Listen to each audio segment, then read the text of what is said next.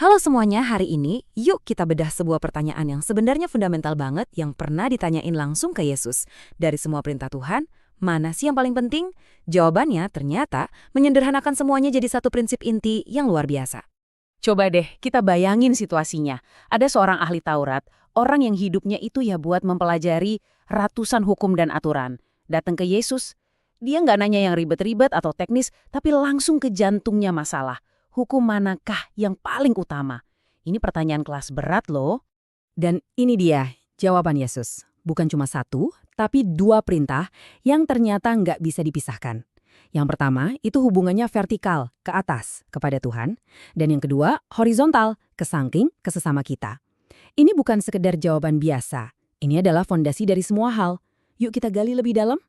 Jadi, poin utamanya di sini, dari semua peraturan, semua ritual, semua tradisi yang ada, semuanya itu mengerucut ke satu kata, kasih.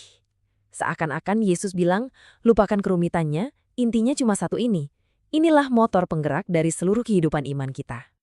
Oke, pertama-tama kita kupas dulu bagian yang pertama, mengasihi Tuhan. Apa sih sebetulnya arti mengasihi Dia dengan segenap hati? Ini jelas lebih dari sekedar perasaan suka, kan? Gampangnya gini, mengasihi Tuhan itu artinya kita menjadikan Dia prioritas nomor satu. Ini soal siapa atau apa yang kita cari pertama kali waktu kita lagi seneng atau pas lagi ada masalah. Siapa yang jadi pusat gravitasi dalam kehidupan kita sehari-hari. Dan cinta yang kayak gini tuh nggak cukup di mulut aja. Bukan cuma soal bilang, saya mengasihi Tuhan, tapi buktinya mana? Nah, buktinya itu lewat tindakan nyata, lewat doa yang kita bangun terus-menerus, lewat kesetiaan kita pas lagi diuji, dan yang paling penting, lewat usaha kita untuk hidup selaras sama kemauannya. Dan seruan ini tuh bukan hal yang baru loh. Jauh sebelum Yesus datang, para nabi udah ngomongin hal yang sama. Dalam bacaan Injil untuk hari Jumat, tanggal 13 Maret 2026, yang diambil dari kitab Hosea, kita dengar undangan yang persis sama. Sebuah panggilan buat kita untuk kembali kepada Tuhan dengan sungguh-sungguh. Ini nunjukin kalau pesan Tuhan itu konsisten banget dari dulu sampai sekarang. Nah, sekarang kita masuk ke bagian kedua. Yang kerennya, sekaligus jadi bukti buat yang pertama. Yesus itu dengan sangat cerdas menghubungkan cinta kita pada Tuhan dengan cara kita memperlakukan orang lain di sekitar kita. Intinya gini, gimana kita bisa bilang kita cinta sama Tuhan yang nggak kelihatan, kalau sama tetangga atau teman yang ada di depan mata kita aja kita cuek?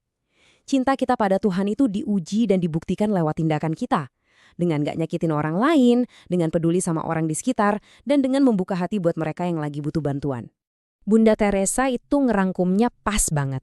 Beliau yang mendedikasikan seluruh hidupnya untuk orang-orang yang paling terpinggirkan, paham betul kalau jalan untuk mengasihi Tuhan, ya lewat mengasihi sesama. Gak ada jalan pintas. Dua hal ini itu satu paket, gak bisa dipisah-pisahin. Oke.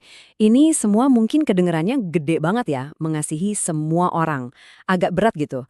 Tapi kabar baiknya adalah, kasih yang besar ini justru seringkali muncul dalam tindakan-tindakan yang kelihatannya kecil dan sederhana.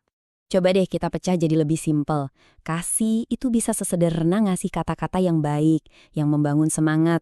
Bisa juga dalam bentuk kesabaran pas kita lagi ngadepin orang yang nyebelin. Atau nawarin bantuan kecil ke orang yang lagi kelihatan repot. Nah, tindakan-tindakan kecil inilah yang jadi batu bata untuk membangun kasih yang besar.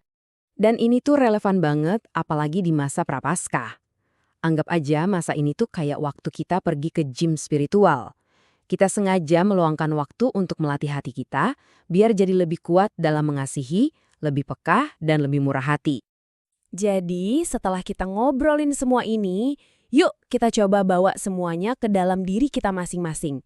Penjelasan ini nggak akan ada artinya tanpa refleksi pribadi. Pertanyaan pertama, dan ini butuh kejujuran banget dari kita. Kalau kita lihat jadwal kita, pengeluaran kita, apa yang paling sering kita pikirin? Apakah Tuhan beneran ada di posisi nomor satu? Atau jangan-jangan, tanpa sadar, ada hal-hal lain yang udah kita tuhankan? Terus yang kedua, coba kita putar ulang film seminggu ke belakang. Interaksi kita sama keluarga, sama teman kerja, atau bahkan sama orang yang nggak kita kenal. Apakah tindakan kita lebih banyak nunjukin kasih atau justru sebaliknya? Ini cermin paling nyata dari hubungan kita dengan Tuhan. Dan sebagai penutup, biar ini nggak jadi wacana doang. Coba, sekarang juga pikirkan satu hal. Satu tindakan kasih yang kecil, yang spesifik, yang bisa kita lakukan hari ini. Bisa itu ngirim pesan ke teman yang udah lama nggak dikabarin, atau sekedar senyum tulus ke kasir di minimarket. Karena dari situlah semuanya dimulai.